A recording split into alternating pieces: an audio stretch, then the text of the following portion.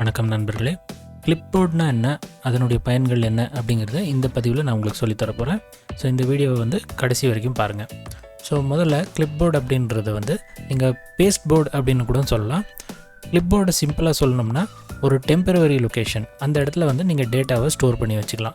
So இது எப்படி store ஆகும் அப்படின்னு கேட்டிங்கன்னா, நீங்கள் கட் அல்லது காப்பி, அதாவது Ctrl+C அல்லது Ctrl+X நீங்கள் யூஸ் பண்ணும்போது அந்த டேட்டா அந்த டெம்பரரி லொக்கேஷனில் போய் ஸ்டோர் ஆகும். அதை நம்ம Ctrl+V யூஸ் பண்ணி நம்ம பேஸ்ட் பண்ணோன்னு வச்சுக்கோங்க. அப்போ அது பேஸ்ட் ஆகும்.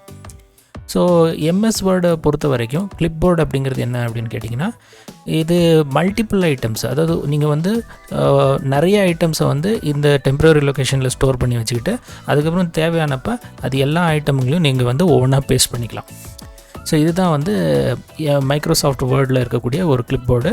பட் இந்த கிளிப்போர்டு மைக்ரோசாஃப்ட் வேர்டில் மட்டும் இல்லாமல் கம்ப்ளீட் எம்எஸ் ஆஃபீஸில் இருக்குது. அதாவது வேர்டு, எக்ஸல், பவர் பாயிண்ட் இது எல்லாத்துலேயுமே இருக்குது. அது மட்டும் இல்லாமல் இது கிராஸ் பிளாட்ஃபார்ம். அதாவது வேர்டில் நீங்கள் காப்பி பண்ணதை எக்ஸலில் பேஸ்ட் பண்ணலாம், எக்ஸலில் காப்பி பண்ணதை வேர்டில் பேஸ்ட் பண்ணலாம். அது மட்டும் இல்லை, ஆன்லைனில் இருக்கிறத கூட நீங்கள் எடுத்துகிட்டு வேர்ட்லேயோ எக்ஸல்லையோ இப்படி எல்லா இடத்துலையும் நீங்கள் பேஸ்ட் பண்ணிக்கலாம். ஸோ முதல்ல இது ஒரு சிம்பிளான ஒரு புரிதலுக்காக கிளிப்போர்டுக்கும் நார்மல் காப்பி பேஸ்ட்டுக்கும் என்ன வித்தியாசம் அப்படிங்கிறத நான் காமிச்சிடுறேன். ஸோ இப்போ இங்கே நீங்கள் கவனிச்சிங்கன்னா இங்கே ஒரு வார்த்தை இருக்குது, கிளிப்போர்டுன்னு ஒரு வார்த்தை இருக்குது. ஸோ சப்போஸ் நான் இதை காப்பி பண்ணுறேன்னு வச்சுக்கோங்க, காப்பி. ஸோ காப்பி பண்ணி நம்ம இங்கே பேஸ்ட் பண்ணுவோம், என்ன ஆகுதுன்னு பார்ப்போம்.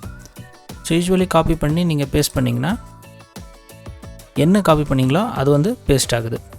ஸோ கிளிப்போர்டு காப்பி ஆகிடுச்சு. சரி, இந்த பேராகிராஃபை நான் காப்பி பண்ணி பார்க்கலாம். மறுபடியும் இது பேஸ்ட் பண்ணுறேன், Ctrl+V யூஸ் பண்ணுறேன். ஸோ இங்கே இந்த பேராகிராஃப் பேஸ்ட் ஆகிடுச்சு. சரி, டவுட் இல்லை. இந்த இமேஜையும் காப்பி பண்ணி பார்த்துடலாம். இதையும் காப்பி பண்ணி இதையும் பேஸ்ட் பண்ணி பார்க்குறேன். ஸோ இதுலேருந்து என்ன தெரியுது? ஸோ நீங்கள் கவனிச்சிங்கன்னா நான் முதல்ல கிளிப்போர்டு அப்படிங்கிற வார்த்தையை காப்பி பண்ணேன். அதுக்கப்புறம் இந்த முழு பேராகிராஃபை காப்பி பண்ணியிருக்கேன். அதுக்கப்புறம் இந்த இமேஜை காப்பி பண்ணியிருக்கேன். ஆனால் பேஸ்ட் பண்ணும்போது என்ன ஆகுது? கடைசியாக நீங்கள் காப்பி பண்ண ஐட்டம் மட்டும்தான் பேஸ்ட் ஆகுது. கடைசியாக நம்ம காப்பி பண்ணது இந்த இமேஜ். ஸோ அது மட்டும்தான் பேஸ்ட் ஆகிருக்கு, மற்றது எதுவுமே பேஸ்ட் ஆகலை. ஸோ நீங்கள் சிம்பிள் லாஜிக் என்னென்னா, காப்பி பேஸ்ட்டு Ctrl+C Ctrl+V பண்ணும்போது கடைசியாக லாஸ்ட் ரீசெண்டாக என்ன காப்பி பண்ணிங்களோ அதுதான் பேஸ்ட் ஆகும். ஸோ Ctrl+C பண்ணும்போது அது அந்த டெம்பரரி லொக்கேஷனில் போய் ஸ்டோர் ஆகிடும். அதுக்கப்புறம் Ctrl+V ப்ரெஸ் பண்ணும்போது அந்த டெம்பரரி லொக்கேஷன்லேருந்து நீங்கள் எங்கே பேஸ்ட் பண்ணணும்னு நினைக்கிறீங்களோ அங்கே பேஸ்ட் ஆகும். சரி, இப்போ கிளிப்போர்டை பயன்படுத்தி மல்டிபிள் ஐட்டம்ஸை எப்படி காப்பி பேஸ்ட் பண்ணுறது அப்படிங்கிறத பார்க்கலாம். ஸோ முதல்ல இந்த ஹோம் டேப்பில் இந்த கிளிப்போர்டுன்னு இருக்குது பாருங்கள். இந்த இடத்துல இந்த சின்ன ஏரோ இருக்குது, இதை ஆன் பண்ணிக்கோங்க. ஸோ இங்கே பார்த்தீங்கன்னா நான் லாஸ்ட்டாக காப்பி பண்ண ஐட்டம்ஸ் இருக்குது. இதை நான் மொத்தமாகவே கிளியர் பண்ணிடுறேன். ஸோ இப்போ நீங்கள் நல்லா கவனிச்சிங்கன்னா நான் ஒவ்வொரு ஐட்டமாக நான் இங்கே காப்பி பண்ணுறேன். ஸோ இது காப்பி பண்ணுறேன். ஸோ இது காப்பி பண்ணும்போது இந்த கிளிப்போர்டில் நான் எத்தனை ஐட்டம்ஸ் காப்பி பண்ணுறேனோ எல்லாமே அங்கே ஸ்டோர் ஆகிட்டே போகும். அது ஒரு சிங்கிள் வேர்டாக இருக்கலாம் அல்லது ஒரு கம்ப்ளீட் பேராகிராஃபாக இருக்கலாம். இதையும் நான் Ctrl+C பண்ணுறேன், இதையும் Ctrl+C பண்ணுறேன். இமேஜை கூட நீங்கள் காப்பி பண்ணிக்கலாம். இப்படியே பார்த்தீங்கன்னா அது ஒன்றுக்கு அடுத்தது ஒன்று அப்படியே ஸ்டோர் ஆகிட்டே போகுது. ஸோ இன்னும் ஒரு 2-3 ஐட்டம் காப்பி பண்ணிடலாம். ஸோ எக்ஸல் அப்படிங்கிறத காப்பி பண்ணிடுறேன். கட் பண்ணாலும் அது காப்பி ஆகும், சாரி கிளிப்போர்டில் ஸ்டோர் ஆகிடும். ஸோ இப்படி நீங்கள் ஸ்டோர் பண்ணிகிட்டே போகலாம். இந்த கிளிப்போர்டுக்கு லிமிட் இல்லையா அப்படின்னு கேட்டிங்கன்னா லிமிட் இருக்குது. 24 கண்டென்ட் நீங்கள் காப்பி பண்ணிக்கலாம். ஸோ ஃபர்தர் மெமரி மேலே டிபெண்ட் ஆகும். ஸோ இப்போ இது எல்லாத்தையும் நம்ம காப்பி பண்ணிட்டோம். சரி, நமக்கு தேவை அப்படிங்கிறப்ப நம்ம ஜஸ்ட் ஒரு கிளிக் பண்ணோம்னா இந்த கிளிப்போர்டில் இருக்கக்கூடியதெல்லாம் அப்படியே ஒவ்வொன்றா நீங்கள் பேஸ்ட் பண்ணிக்கலாம். கிளிப்போர்டு கிராஸ் பிளாட்ஃபார்ம் அப்படின்னு சொன்னேன், அது எப்படின்னு பார்க்கலாம். ஸோ இப்போ நம்ம இதெல்லாம் காப்பி பண்ணி வச்சுருக்கோம். ஸோ இப்படியே எக்ஸலுக்கு போயிடுவோம். எக்ஸல் போய்ட்டு இங்கே கிளிப்போர்டை ஓப்பன் பண்ணிக்கலாம். ஸோ இங்கே அதே ஐட்டம்ஸை நீங்கள் பார்க்கலாம். ஸோ இப்போ நான் எங்கே கர்சர் வச்சுருக்கனோ அந்த இடத்துல இப்படியே கிளிக் பண்ணேன்னா அது பேஸ்ட் ஆகிடும். ஸோ நான் ஒவ்வொரு தடவையும் வேர்டுக்கு போய் ஆல்ட் டேபு சில பேர் இப்படி வந்துகிட்டே இருப்பாங்க. ஸோ அப்படி பண்ண தேவை இருக்காது. ஒரு தடவை நீங்கள் எதெல்லாம் காப்பி பண்ணணும்னு நினைக்கிறீங்களோ அதெல்லாம் ஒரே தடவை காப்பி பண்ணிவிட்டு மொத்தமாக ஒரு தடவை நீங்கள் பேஸ்ட் பண்ணிக்கலாம்.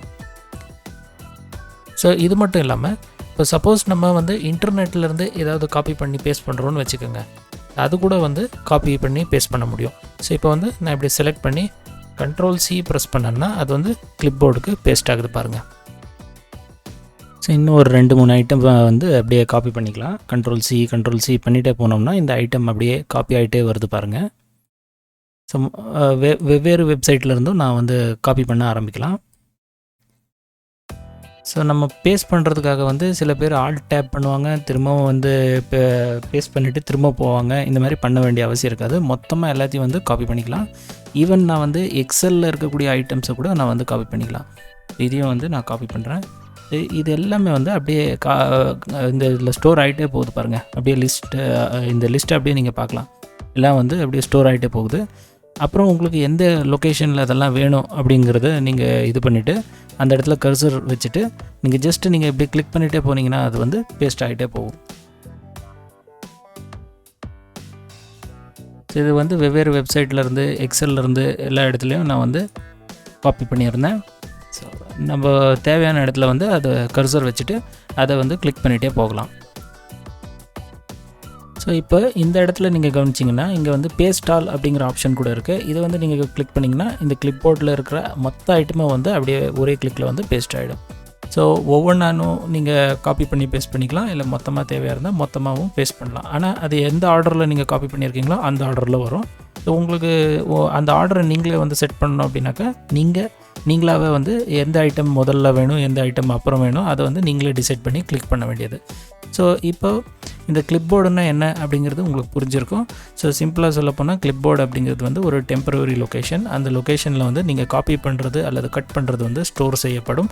ஆனால் எம்எஸ் வேர்டை பொறுத்த வரைக்கும் கிளிப்போர்டு அப்படிங்கிறது வந்து மல்டிபிள் ஐட்டம்ஸும் ஸ்டோர் பண்ணி வச்சுக்கும். நமக்கு தேவையான நேரத்தில் வந்து அதை வந்து நம்ம எங்கே வேணுமோ அங்கே கர்சர் வச்சுட்டு நம்ம அதை வந்து பேஸ்ட் பண்ணிக்கலாம். ஸோ இந்த வீடியோ வந்து உங்களுக்கு பயனுள்ளதாக இருக்கும் அப்படின்னு நம்புகிறேன். ஸோ இதே போல் ஒரு நல்ல டாப்பிக்குடன் அடுத்த வீடியோவில் சந்திக்கிறேன். ஸோ இந்த வீடியோவை ஒரு லைக் பண்ணிடுங்க. இந்த வீடியோவை வந்து உங்கள் ஃப்ரெண்ட்ஸோட ஷேர் பண்ணுங்கள். நான் உங்களை அடுத்த வீடியோவில் சந்திக்கிறேன். நன்றி, வணக்கம்.